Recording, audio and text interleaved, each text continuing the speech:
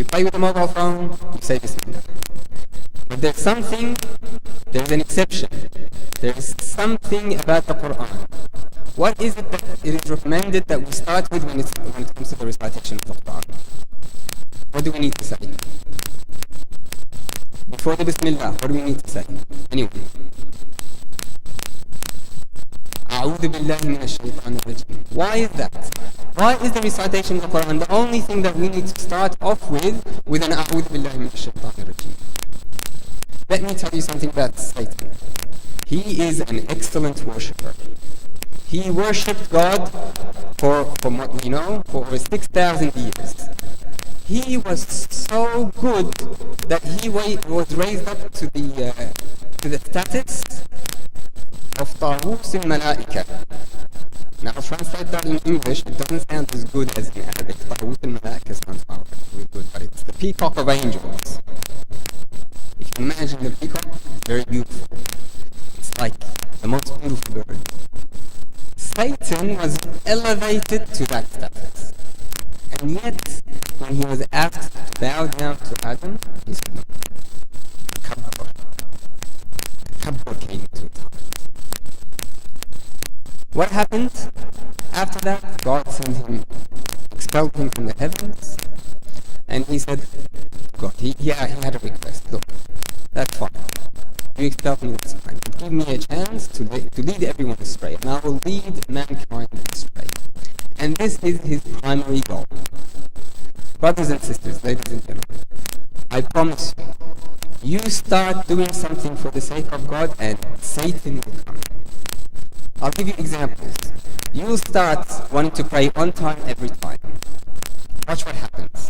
Every time the adhan goes, the phone will start to ring. SubhanAllah. It's like coincidental. It's not coincidental. This is the Satan at work. He knows exactly what he's doing. He has the ins and outs of it. You just start to recite the Quran and look what happens. You're going to have opportunities, business, money, school, anything you like. It will be there presented to you as if you don't take this opportunity now, you're going to lose it. The point is this. He's going to make you lose both this world and the hereafter. Now some of us, before we do that, so what I'd like to start with is if everybody can please say أعوذ بالله من الشيطان الرجيم. Wow, come on. Say it loudly. أعوذ بالله من الشيطان الرجيم. Okay, that's better. We're getting the hang of it now. Why I asked you to say this is so that we can get rid of the shaitan. So that when I suggest this idea to you, I want you to think about the idea. And I don't want Satan to come into your mind and say, but I don't have time, I've got school, or I've got uni, or I've got work. It's just not going to happen. This is Satan whispering to us. Many of us will face some challenges with this. Some of us might hear our elders or our people or even scholars. They tell us that it's not necessary to do so. Look, reading the Quran is not even important. Reciting the Quran is not even important. Memorizing the Quran is not important. You know what? It's the practical application that's important. Yes, the practical application is important. But we also need to read it and we also need to memorize it. Some will say that the enemies of the purified household, the enemies of Ahlulbait, they were Hufad, the Khawarij, they were Hufad, weren't they? Ibn Muljam, La'natullah alayh. What did he do? He killed Imam Ali alayhi salam. He was a Hafiz. What good did the Quran do to him?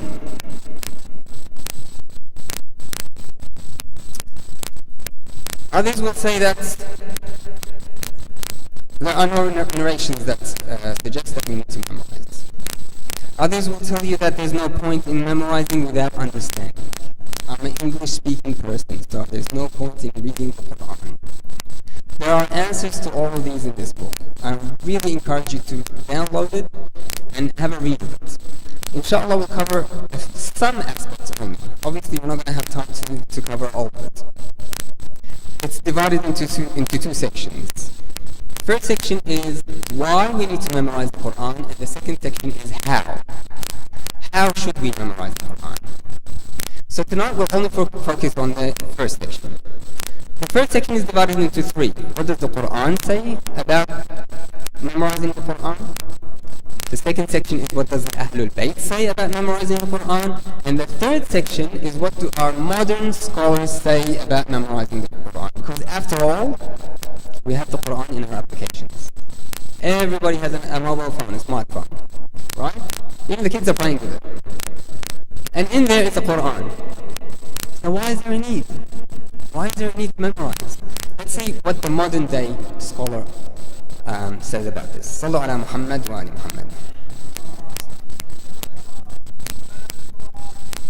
أعوذ بالله من الشيطان الرجيم بسم الله الرحمن الرحيم ولقد يسرنا القرآن للذكر فهل من مدكر. This is the Quran talking to us. We have made the Quran easy for you, easy for remembrance. Now here's the challenge. Is there anyone that will remember? Any of us here can claim to be a hafiz of the Quran? Any of us here can claim to be on the path, at least, on the path of memorizing the Quran? Because this is our challenge. What is our role in our life? Why were we even created? Who am I? Where am I from? Where am I going to go? These are all important questions that we need to ask ourselves. We need to ask this so that we can find the answers. And the Quran is telling us, I've made it easy for you. So who's going to take up the challenge? وَاذْكُرْنَ مَا يُتْلَى فِي بِيُوتِكُنَّ مِنْ آيَاتِ اللَّهِ وَالْحِكْمَةِ. This is in Surah Al-Ahzab. Surah Al-Ahzab, ayah number 34. The very next ayah after the ayah that's written up there on the minbar. Ayat al-Tathir. That's the very next ayah. It's an order to the wives of the Prophet to remember that which is recited in your houses of the signs of God, the book of Allah, the Quran, and the wisdom. Now some of us will say, well, this is an advice or a recommendation or an order for the Prophet. But whose houses is the Quran now in? Isn't it in our houses? Don't we have an obligation to recite the Quran? I swear to you, the Quran isn't something that we should be using for the dead or for the newborn or for the weddings. It is for our everyday life. Every morning we should be reciting the Quran. And it's not just the prayers. We need to be reciting the Quran outside, extracurricular activity, outside of the prayers. أعوذ بالله من الشيطان الرجيم فاقرأوا ما تيسر من القرآن. Okay. I don't have time. I have school. I'm at uni. I'm at year 12. I've got problems with my family. I've got problems at school. It's okay.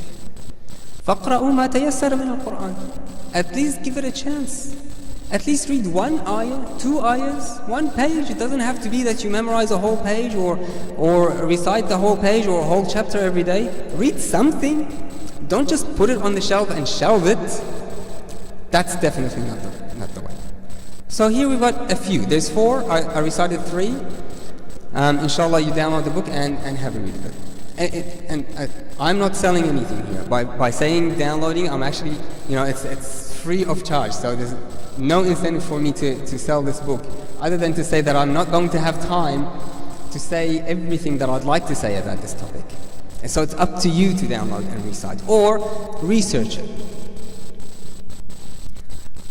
What about Ahlulbait? What do they tell us about the recitation of the Quran and memorization? There's 14 narrations in here. The first one is from Imam Sadiq alayhi salam. He says, ينبغي للمؤمن أن لا يموت حتى يتعلم القرآن أو يكون في تعليمه. It is recommended or incumbent or obligatory, depending on how you want to translate it. But even if it's just a recommendation, these are the words of the Ahlulbait and Ma'sumin. So at least we need to take it seriously. Let's call it a recommendation. It is recommended upon the believer to not pass away until he learns the Holy Quran. Or be in the process of it. And who can guarantee that we have another day? Let's start soon. I'd like to say tonight, but that's okay if you don't. If we don't want to do that now. But at least keep it in your mind that we need to start considering this as part of our lives. I'll skip a few of the narrations, but this narration is an important one. Imam Rida alayhi salam says, قراءة القرآن أفضل من الذكر والذكر أفضل من الصدقة والصدقة أفضل من الصيام والصيام جنة من النار. Recitation of the Holy Quran is better than remembrance. You know the subhanallah, subhanallah. Recitation of the Quran is better. And this remembrance is better than charity, better than giving a sadaqah. And the sadaqah is better than fasting. And fasting is a shield from the fire. So if recitation of the Quran is better than all of those, and the lowest that we've gone to is fasting, and fasting is a shield from the hellfire, then imagine what the recitation of the Quran is going to do for you on the Day of Judgment. And it's not just about the hereafter. Recitation of the Quran improves your memory. Those who are in school, those who are in year 12, those who are going through university, and you're wondering to yourself, why can't I remember this formula, or why can't I remember this equation or this quote? Believe it or not, taking time out to recite the Quran and to memorize the Quran helps you with your school, helps you with your careers, helps you financially, helps you find answers to many things in this world. And for those who find it difficult to memorize the Quran, like myself, that's okay. Because guess what? We have a narration for you guys too. Alaykum salam. Imam Sadiq alayhi salam says, whoever engages the Holy Quran, enduring hardship and difficulty in memorizing it. So that's like me, I find it very difficult to memorize the Quran. Arabic is not the first language. I don't understand every word. Recitation is difficult for me. It will have double the reward. So even though it's hard, it's okay. And at the end of the day, فَقْرَأُوا مَا تَيَسَّرَ مِنَ الْقُرْآنِ. If you can't do big surahs, do little one. Surah Al-Kawthar, Surah Al-Asr, Surah whatever it may be. But we need to start. صلوا على محمد وعلى محمد.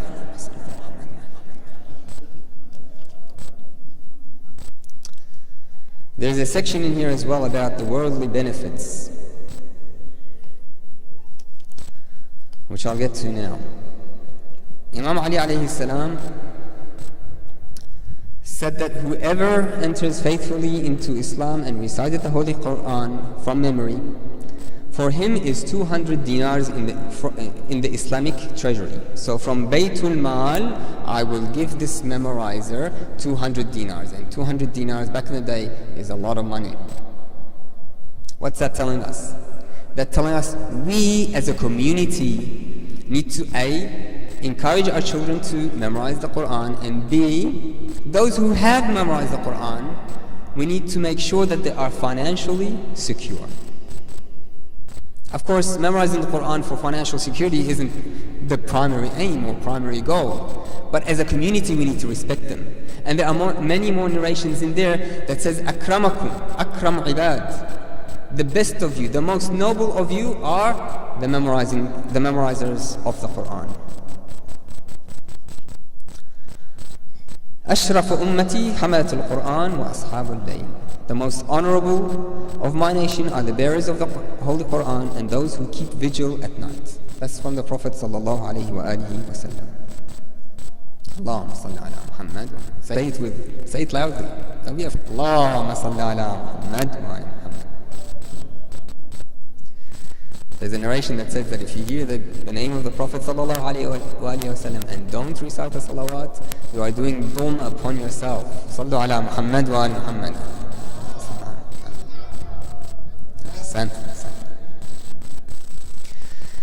Two more narrations before we go on to the modern day scholar and what they tell us about memorizing the Quran.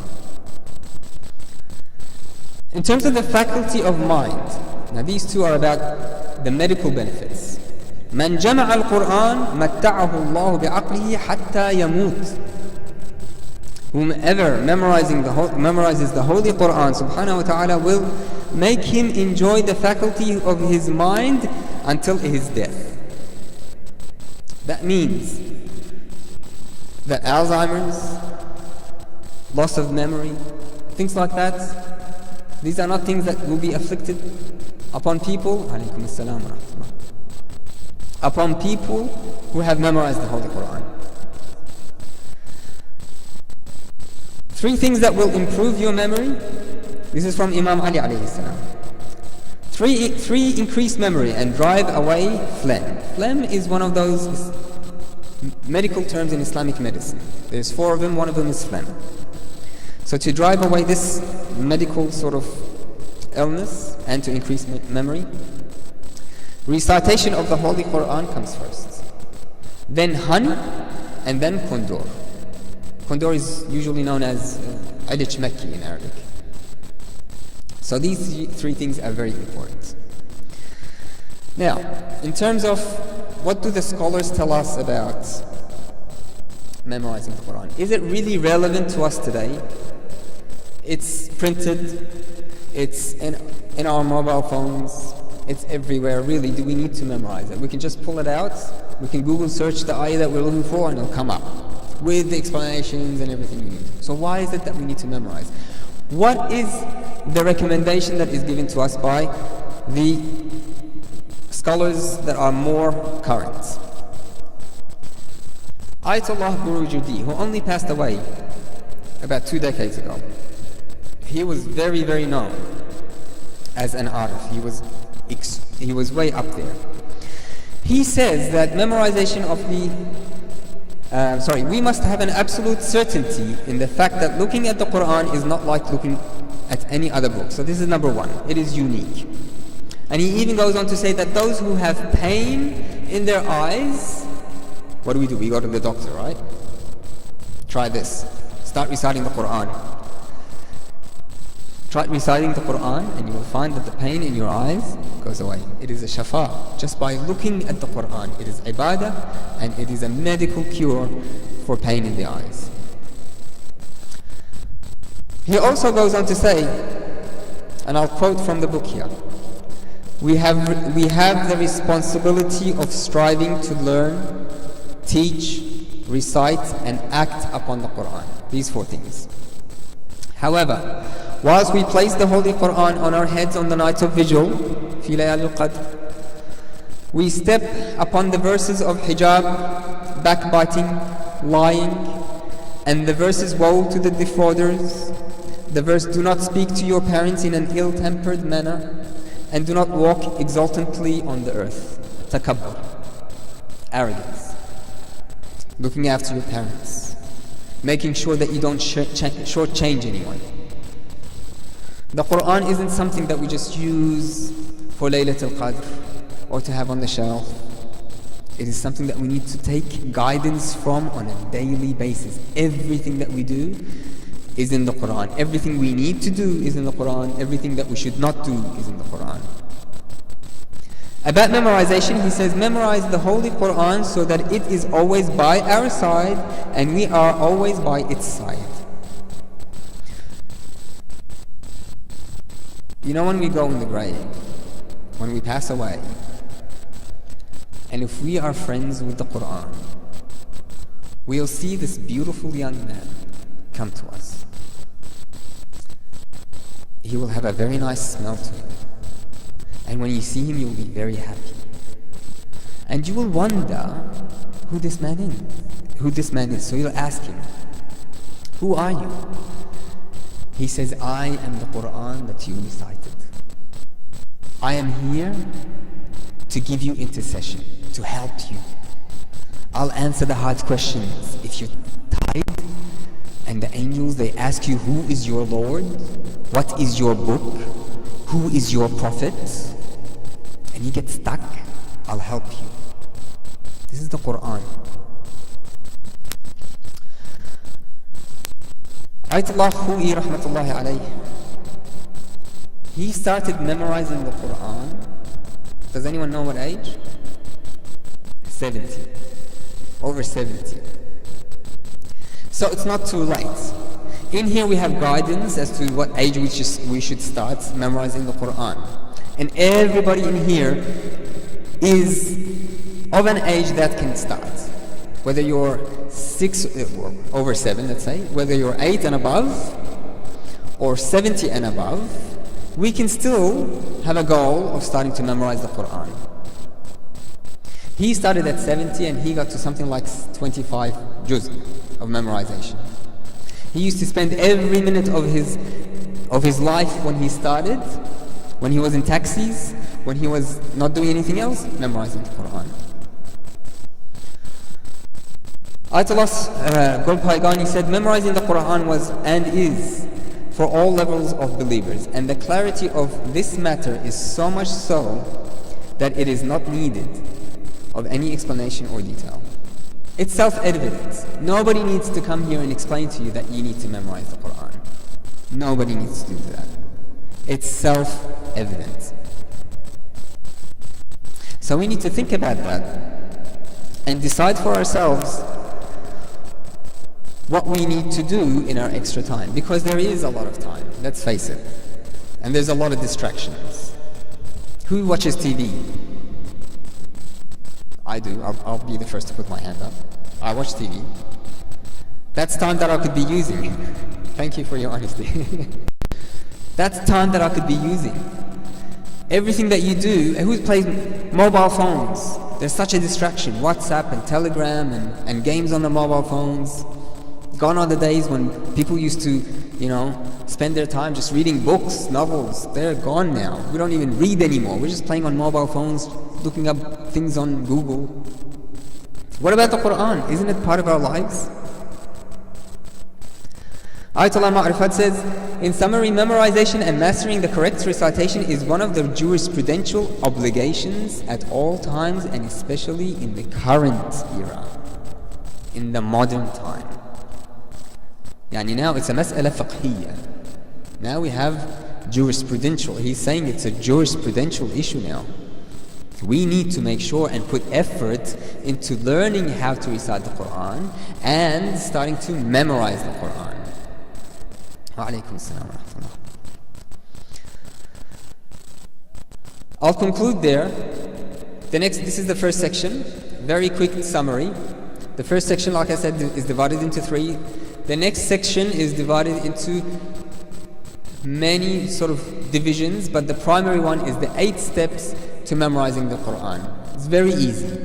8 steps on to how to memorize the Quran, but there are introductions that we need. How do you improve your diet? How do you improve your health? How do you improve your physical health? How do you improve your mental health? All of these are needed as well. And so these things aren't going to be just for memorizing the Quran. It's going to make you a better, calmer, more patient mu'min. Inshallah, I've sparked something or some interest, perhaps even in this masjid. Perhaps we can start classes on how to recite. I'm not sure if there are yet or not. If there are, great. If there isn't, then there should be. Lessons on memorization, things like that would be really, really good. Inshallah, that has sparked an idea, and if it has, great. If it hasn't, inshallah, I'll be back next year to make sure that it does. Sallu ala Muhammad wa ala Muhammad.